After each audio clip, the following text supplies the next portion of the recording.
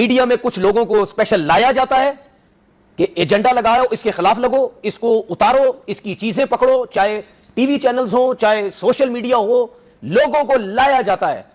वही सब कुछ किया सरफराज के साथ। पानी पिला रहा है, जूते पिला रहा है, नंबर पे नहीं खेल रहा, ये नहीं खेल रहा, वो नहीं खेल रहा, फलाना नहीं खेल रहा। मैं मानता हूं सब कुछ होता रहा, लेकिन वो इस हद तक आया क्यों आया इस हद तक? मेरा सवाल उस टाइम के क्रिकेट बोर्ड के चेयरमैन से यह है, या उस टाइम के बोर्ड से यह है कि क्या प्रॉब्लम थी किसी को कि जब एक बंदा आपको चैंपियन ट्रॉफी जितवा के बैठा हुआ है, मैंने उस टाइम नहीं अच्छी नहीं थी, ये कहा गया था उस वक्त। नहीं, मैंने आपसे अभी क्या बोला थोड़ी देर पहले कि सिर्फ प्लेयरों की परफॉर्मेंस, सुन ले, अब सिर्फ प्लेयर्स की परफॉर्मेंस काउंट की जाती है, ना बोर्ड को देखा जाता है, ना किसी को देखा जाता है। जो क्रिकेट बोर्ड का चेयरमैन आता है वो आके अपनी मर्जी से लोगों को लाता है।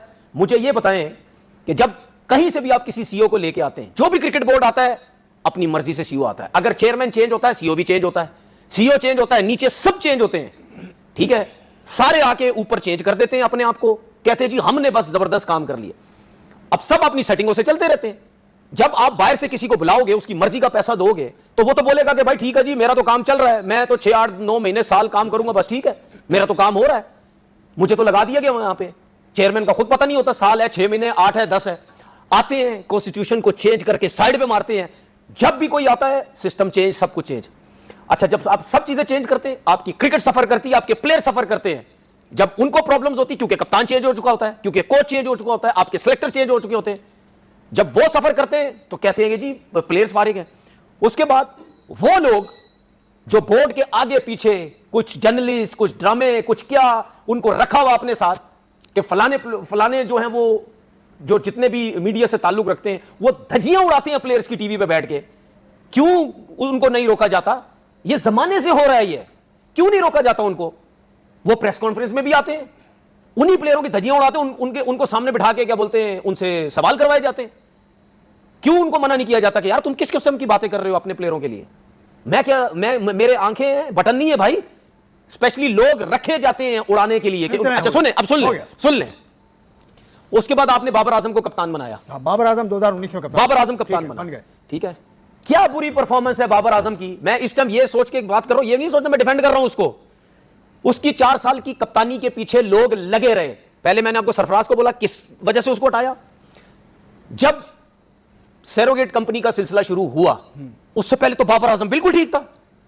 जो उस टाइम चेयरमैन था, जब सैरोगेट कंपनी का सिलसिला शुरू हुआ, जब पट्टी लगाई गई पीएसएल पे कि नहीं जी ये नहीं होगा, और उस वक्त की जो गवर्नमेंट थी, सुनो, रिजवान ने फिर बाबर, ठीक है, उस वक्त की जो गवर्नमेंट थी उसने स्पेशल एक नोटिफिकेशन दिया कि भाई सैरोगेट कंपनी नहीं चलेगी पाकिस्तान क्रिकेट के अंदर, ठीक है? सब कुछ हुआ।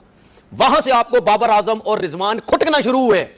क्यों वहां से शुरू हुए? ये पावर, इन दोनों की पावर है, ये फलाना एजेंट है, वो इनको मना करता है, ये टीम लेके चल रहे हैं दोनों, इनके हाथ में टीम है, ये दोस्ती यारी बना रहे हैं। फिर उसके बाद इंजी भाई भी सिलेक्टर थे, इंजी भाई भी इनके साथ है, ये सब कुछ। अच्छा सुने, उसके बाद जब इंडिया में ये वर्ल्ड कप हुआ, उससे पहले सेंटर कॉन्ट्रैक्ट के मसले मसाइल शुरू हुए। नहीं कर रहे थे सेंटर कॉन्ट्रैक्ट के मसले मसाइल, नहीं हो रहे थे, स्पॉन्सर के पैसे हम ही नहीं दे रहे, वो कमीशन प्लेयरों को नहीं मिल रहा। उस पर भी बोला गया ये दो बाबर और रिजवान जो है ये मुश्किल डाल रहे हैं, जिसकी वजह से इंजमामुल हक साहब को बोला गया कि भाई जाके कॉन्ट्रैक्ट साइन करवाएं। उन्होंने जाके साइन करवाए, उनके ऊपर भी इल्जामात लगाए गए, ठीक है? इस तरीके से टॉर्चर किया गया इन लोगों को, इस तरीके से लोग लगाए गए। टीवी पे बैठो, फ्रेंचाइज जब बाबर ने, मैं नाम नहीं लेना चाहता उस फ्रेंचाइज का, जब बाबर आजम ने जिस दिन वो फ्रेंचाइज छोड़ी, उस दिन से उसके पीछे पड़ गए बाबर प्लेयर। सुने, तो थोड़ी बात लंबी हो रही है, सुनने लंबी नहीं यार, ये चीजें प्लेयरों के पीछे पड़ी। फिर उसके बाद आपने बोला जी ये प्लेयर हमारे बोलते रहे, क्रिकेटर टीवी पे बैठ के इधर उधर, मतलब यानी मुझे शर्म आती है उन क्रिकेटर्स के ऊपर जो टीवी पे बैठ के ये कहते हैं पाकिस्तान का स्टार नहीं है, पाकिस्तान के स्टार नहीं लगाना चाहिए। आप क्या बताना चाह रहे हो? पाकिस्तान का नहीं, मतलब आप कहते हैं कि जी ये पाकिस्तान के साथ वो नहीं है, ठीक है, इनको पाकिस्तान की फिक्र नहीं है। अच्छा है, क्या बताना चाह रहे हो दुनिया को? है क्या वो पाकिस्तानी नहीं है, ये बताना चाह रहे हो? इल्जामात इतने बड़े बड़े उनके ऊपर से लगाते हो। क्रिकेट के ऊपर बात करो, एजेंडा लेके लगे हुए, बस इनको निकालो किसी तरीके से। और खुद क्या है, सुनो, और खुद क्या हो जो बाबर के ऊपर इल्जामात लगाते हो, खुद क्या हो? जब इंडिया ने हमारे ऊपर हमला किया, उसके बाद तुम लोग बैठ के इंडिया की और इंग्लैंड की टेस्ट मैचेस के ऊपर बातें करते हो, खुद क्या हो फिर तुम लोग सारे? अपने प्लेयरों के ऊपर आके आते हो जी पाकिस्तानी नहीं है, ये नहीं है, वो नहीं है। क्या हो गया यार? प्लेयर है भाई, आउट ऑफ फॉर्म ही है ना, क्या हो गया? इतने बड़े बड़े इल्जामात क्यों लगा रहे हो उनके ऊपर? बाबर आजम को यहां तक बोला गया चेयरमैन इसके हाथ में, बाबर आजम को यहां तक बोला गया सिलेक्टर इसके हाथ में, टीम पूरी इसके हाथ में, कौन है भाई वो, कौन है, सब बोला गया बाबर आजम के बारे में। और ये मैं जितनी बातें कह रहा हूं, ये लोग बिठाए गए टीवी चैनल्स पे, इधर उधर कुछ पसंद के बोर्ड के लोग, टारगेट करो उसको, टारगेट करो इसको, मेंटली भी करो। और ये सब कुछ होने से पहले मैं बोल चुका हूं, आप मेरी लेके जाएं 4-5 साल पहले की जितनी वीडियोस निकालने के लिए, मैं बोल चुका हूं उस वक्त, बाबर आजम किसी को बर्दाश्त नहीं है। बाबर आजम पैसा कमा रहा है, किसी को बर्दाश्त नहीं है, कमर्शियल में काम कर रहा है, किसी को बर्दाश्त नहीं है, परफॉर्म नहीं कर रहा है, ये सुन तो लें, ये मैं उससे पहले की बात कर रहा हूं। मैंने ये बोला था जिस दिन इसकी फॉर्म थोड़ी सी आगे पीछे हुई, ये कप्तानी से जाएगा, उसके बाद इसको टीम से भी फारिग करेंगे। मैं उस टाइम से बोल रहा हूं जब ये पाकिस्तान टीम का कप्तान था, फिर उसके बाद कप्तानी से हटाया गया, फिर शाहीन को कप्तानी दी गई, क्या ये फिर बाबर ने कप्तानी ले ली, सुन ये गलती है ना बाबर सुन तो ले ली है जो भी है, क्यों सुन तो ले ली, अगर उसने कप्तानी ली है, ली है ना, मैं कब बोल रहा नहीं ली, जब उससे उसको हटाया गया तो क्यों हटाया गया, सिर्फ यही स्टोरियां बना के, दोस्ती यारी दोस्ती यारी दोस्ती यारी, वही दोस्त यार सारे टीम के अंदर है, उससे आपने कप्तानी ले ली, उसके बाद आपने शाहीन को कप्तानी दी। ये किसके अंडर में हो रहा है, जो उस टाइम क्रिकेट बोर्ड था उसके अंडर में हो रहा है सब कुछ। क्या कर रहा है क्रिकेट बोर्ड, सब अपने आराम सुकून से बैठे हुए, सब प्लेयर्स को लड़वाई जा रहे हैं लोगों के जरिए, जो वहां पे आते हैं क्रिकेटर्स जिनके हाथ में क्रिकेट दी जाती है, वो क्या कर रहे होते हैं, आपने क्रिकेट नहीं खेली, वो क्यों नहीं सख्ती से स्टैंड लेते हैं, नहीं यार ये सब कुछ नहीं होना चाहिए। बाबर आजम की 4 साल की कप्तानी में team semifinal, final, 2 semifinal, final खेली, जाने दो इसको। आपने सरफराज के साथ उसको कप्तानी से हटा के टीम की बर्बादी की, फिर उसके बाद आपने शाहीन को इसको लड़वा दिया आपस में। अच्छा वो तो पुरानी बात हो गई, सुन लेना, आज पुरानी बात नहीं है, पुरानी बात नहीं है भाई, ये सब बर्बादी का सिस्टम है। उसके बाद आपने इन दोनों को लड़वाया, ठीक है, प्री प्लान लड़वाया, 2020 सुन ले, प्री प्लान लड़वाया कि ये दोनों किस, शाहीन के बारे में क्या बातें होती थी, ग्रुप करता है, सुनता नहीं, ये नहीं कहीं, सुन ठीक है, ये करके लड़वाया गया।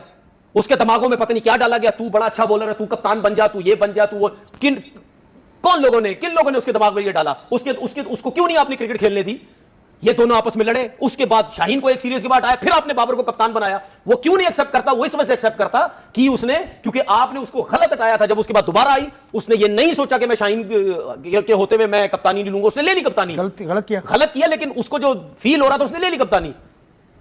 ये सब आपके साथ हुआ। अब आपकी टीम कहां खड़ी है ये मुझे बता दें, यही कहां खड़ी है आपकी टीम? यही तो अर्ज है कि 11 जो आखिरी वनडे खेले हैं, वो सुन ले, क्रिकेट बोर्ड के लोग आते हैं, वहीं रहते हैं, चले जाते हैं, ठीक है, उनको कोई मसला नहीं है कि क्रिकेट पे नीचे क्या हो रहा है भाई, वो चले जाएंगे, अपना टिनोर पूरा करके चले जाएंगे। सफर प्लेयर्स करते हैं नीचे, उनके पीछे टारगेट करते हैं। मोहसिन नकवी साहब से तो आप रोज ही बात करते हैं। देखिए आपने मुझसे ये बात की, जो हम सरफराज की बात कर रहे हैं, हम बाबर आजम की बात कर रहे हैं, पाकिस्तान क्रिकेट क्यों बर्बादी की तरफ जा रही है। अब जब भी पाकिस्तान टीम हारती है, सिर्फ ये हमारे क्रिकेटर जो यूट्यूबर और जो टीवी पे बैठते सब, इनको सिर्फ बाबर आजम नजर आता है, बस इनको सिर्फ रिजवान नजर आता है, बाकी कहां है, बाकी नहीं खेलने आए। नसीम शाह, शाहीन शाह अफरीदी, कल आपने 296 रन करवा दिए, सुबह से लेकर रात तक यूट्यूब पे बाबर बाबर बाबर, रिजवान रिजवान रिजवान हो रही है।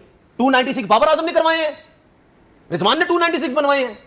भाई कैसन की गलती नहीं है, कप्तान है ना, वो क्या टीम खिला रहा है, क्या टीम कप्तान का भी तो कसूर है, कप्तान तो रिजवान है, कप्तान कुछ भी नहीं है, कप्तान की अहमियत नहीं है, तो फिर इतनी क्यों बहस हो रही है कि सरफराज को? उसकी वजह मैं बताता हूं, कप्तान की अहमियत इस वजह से नहीं है क्योंकि हर मैच में टीम चेंज हो रही है, हर मैच में टीम चेंज हो रही है, कप्तान की इंपॉर्टेंस तो है। उसके बाद क्या इंपॉर्टेंस है? नहीं, आपने सरफराज के लिए इतनी बड़ी तकरीर तो कर दी ना आपने। नहीं, मैं वो क्या बात कर रहा हूं, कप्तान की इंपॉर्टेंस मुझे इस वजह से नजर नहीं आती क्योंकि क्लियर उसने चीज बोली, मैं ऑलराउंडर्स खिलाऊंगा। नजर आ रहे हैं आपके ऑलराउंडर्स, क्या प्रॉब्लम है माइक हैसन को बाबर आजम और सुफियान मुकीम को साथ खिलाने में? इसको क्या प्रॉब्लम है, क्यों नहीं खिलाता ये दोनों को एक साथ? बाबर आजम इसको सुफियान मुकीम और अबरार अहमद को क्यों नहीं खिलाता ये एक साथ? क्या प्रॉब्लम है इसको, क्यों नहीं खिलाता? उसके माइंड में कुछ होगा। क्या माइंड में? रखो माइंड में, 10वीं रैंकिंग की टीम मार के चली गई आपको, ये माइंड में आपके? ये कौन से एक्सपेरिमेंट कर रहे हो भाई, कौन सी टीम खिला रहे हो? आज शर्मिंदा होने का वो मकाम है कि शर्मिंदगी भी आपसे सवाल कर रही है कि भाई और कितना और शर्मिंदा होना है, और कितना। न्यूजीलैंड में जब T20 4-1 हुई तो you guys said, many of you, आने दो बाबर रिजवान। आ गए, क्या हुआ? 3-0। आप 2-1 जीते, आने दो बाबर रिजवान को, 3-0 होगा। शुक्र कीजिए वो एक मैच में हसन और हुसैन चल गए, अगर वो भी ना चलते तो 3-0 इंडीड होता, लेकिन हमारे अगेंस्ट होता। वसीम अकरम इंटरव्यूज दे रहे हैं, माहौल बन रहा है, वो एशिया कप में आएंगे, साथ में रिजवान की भी खबरें चलना शुरू हो गई हैं। इस परफॉर्मेंस के लिए 56 runs in 3 god damn ODI matches, against a team जिसमें इस 3 मैचेस से पहले आपकी 10 इनिंग में 5 सेंचुरीज 1 50। क्रेजी है यार, क्रेजी। मतलब हम लोग वेस्ट इंडीज से नहीं जीत पा रहे और हम कह रहे हैं कि हम प्रीमियम फास्ट बॉलिंग रखते हैं हम लोग कह रहे हैं और हम लोग जो है वो 3 के 3 मैचेस में क्रश करेंगे टीम इंडिया को। This is not happening bro. अपने आप को इलाज करवाए, किसी साइकियाट्रिस्ट को दिखाए आप लोग। अच्छा, आप इनको ये भी नहीं कह सकते कि खाओ पियो जान बनाओ। इन लोगों ने इतनी जान बना ली है कि इनसे हिला फिरा भी नहीं जा रहा। होए होए, आज वेस्ट इंडीज ने तौबा तौबा वेस्ट इंडीज ने जब ठोका ना ऐसे करके ऐसा ठोका, उन्होंने कानों को हाथ लगवा लिया जी। कोई शक नहीं है भाई, कानों को धुएं निकल रहे हैं, धुएं निकल रहे हैं। और कितने आदमी थे जी? उनके सिर्फ 2 ही थे जी। कितने आदमी थे जी? 2 ही थे, सील और हॉप। सील और हॉप। उधर से विकेटों में सील उड़ा के ले गया, बैटिंग में जनाब हॉप उड़ा के ले गया पाकिस्तान को। उसने 100 किया, एक ने 5 आउट किए हैं और हमारे यहाँ पे 8 पे 3 आउट थे। तो शर्म आनी चाहिए हमारी टीम को, हमारी कौम को। हम सुबह से 6 बजे, कौम को तो नहीं आनी चाहिए लेकिन टीम को जरूर आनी चाहिए, प्लेयर्स को आनी चाहिए। टीम की बात कर, हमें भी शर्म आनी चाहिए। हम उनको देखते हैं, वक्त बदल गया, जज्बात बदल गए। बाबर आजम उसको छोड़ दें। किंग है, एक टाइम पे था, टाइम खत्म हो गया। हर एक बंदे का एक टाइम आता है, अब उसको उसी चीज को लेके फिर मैं कहता हूँ कि इनको टेस्ट खिलाना चाहिए। रिजवान अहमद, इन्होंने T20 को टेस्ट, ODI को टेस्ट और टेस्ट को तो कोई डबल टेस्ट बना लिया होता है। तनवीर अहमद का मानना है कि जब से सरफराज अहमद को कप्तानी से हटाया गया उसके बाद से हमारी क्रिकेट के बुरे दिन आ गए और अब जब से बाबर आजम कप्तान बने हैं लोग उसके पीछे लगे हुए हैं। मीडिया के लोग और कुछ हमारे एक्स क्रिकेटर टीवी पर बैठकर बाबर आजम के पीछे एजेंडा चला रहे हैं जानबूझकर। लेकिन टीवी पर बैठकर जिस तरह से तनवीर अहमद नए खिलाड़ियों पर तनकीर करते हैं और बाबर और रिजवान को ख़राब फॉर्म होने के बावजूद भी सपोर्ट करते हैं, उससे तो यही लगता है कि एजेंडा सिर्फ आप चला रहे हैं। नए खिलाड़ियों की एक एक मैच की परफॉर्मेंस पर तनवीर अहमद ने जिस तरह से टारगेट किया है उससे तो यही लग रहा है कि तनवीर अहमद को बाबर और रिजवान से ऊपर कोई लगता ही नहीं है पाकिस्तान टीम में। और जब भी टीम हारती है तो तनवीर अहमद कहते हैं कि क्या सिर्फ बाबर और रिजवान ने ठेका लिया हुआ है। लेकिन तनवीर अहमद से कोई पूछे कि बाबर और रिजवान ने कितने मैच पाकिस्तान को जितवाए हैं। मैच हारते हैं तो तनवीर अहमद कभी भी कप्तानी पर बात नहीं करते, चाहे वो बाबर कप्तान होते थे या रिजवान कप्तान हो।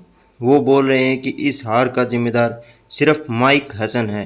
लेकिन तनवीर अहमद को ये पता होना चाहिए कि ये कोई पहली हार नहीं है।